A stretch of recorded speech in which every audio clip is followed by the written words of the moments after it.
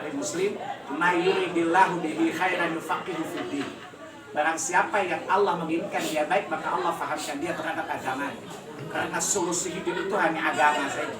Oleh karena itu, beta kalau di Jakarta bisa kasih metode perkawinan, ada khutbah nikah, kita suka tanya sama pengantin, dek ngapain nikah, apa motivasi nikah? Rata-rata jawab begini, supaya tidak zina Ustaz. Beta bilang apa? Yang membedakan Ustaz dengan kami cuma ijab kabul. Kami kan punya hubungan tanpa ijab kabul kan sah kan? Ustaz supaya sah ijab kabul, jadi Ustaz dengan kami hanya beda di ijab kabul. Saya kan tidak punya tujuan kawin yang sebenarnya. Ya, jadi berumah tangga itu kan tujuannya untuk meraih surga. Ya, coba lihat di Quran surat 40. Ya, surat 40 surat Al-Ghafir ayat yang ke-8. Doa malaikat, coba lihat. Rabbana adkhilhum jannati 'adlin allati wa'adtahum wa man salaha min abaihim wa azwajihim wa dzurriyyatihim innaka antal azizul hakim. Wahai Tuhan kami, masukkan mereka ke dalam surga-surga Aden yang telah kau janjikan kepada mereka bersama dengan orang tua mereka yang saleh, pasangan-pasangan hidup mereka yang saleh, dan anak keturunan mereka yang saleh. Jadi itu salah tujuan perkawinan itu. Maka konsep rumah tangga itu baiti jannati, rumahku surgaku. Ya, maka kemarin ada pengajian ibu tanya, sebenarnya akses ke surga itu dekat dari masjid atau rumah?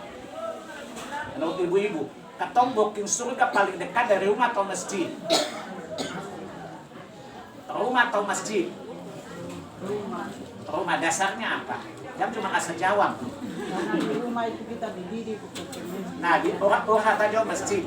Masjid yang datang ke situ kan manusia. Kalau dari rumah seng dididik dia baik, bagaimana jadi masjid?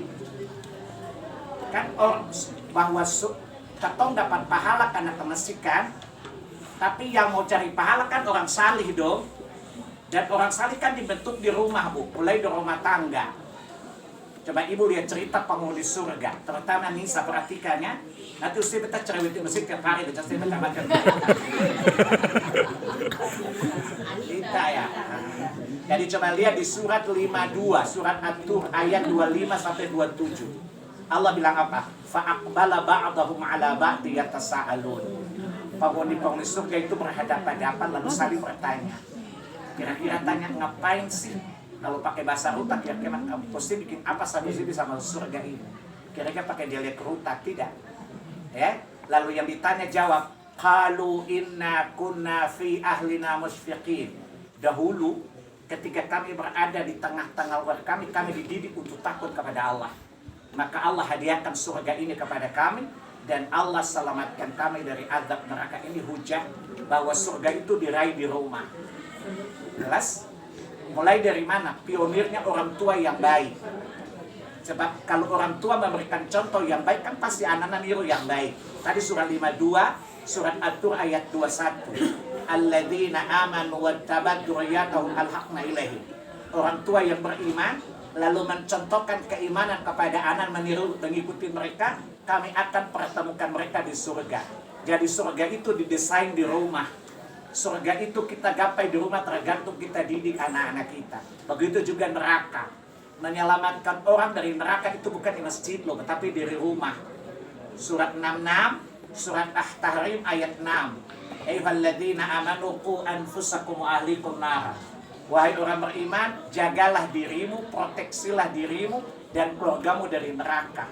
Jadi kalau jadi orang tua tuh orientasinya jangan kita pu anak-anak masuk neraka atau masuk surga. Paham? Bahwa sekolah itu penting, tapi penting itu akhirat. Kenapa? Sekolah itu cuma keran, rezeki itu air. Banyak orang sekolah tinggi-tinggi itu rezekinya mandek. Kenapa? Karena rezeki itu kan Allah atur di langit. Rezeki itu datang bukan berdasarkan kemampuan intelektual kita. Jangan sampai Nita dan ini merasa diri karena S2 lu belagu seng. Rezeki itu diatur di langit sana.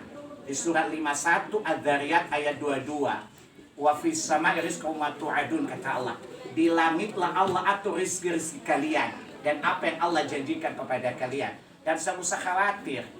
Allah bilang bahwa jangankan kamu manusia, binatang melata saja Allah jamin rezekinya loh.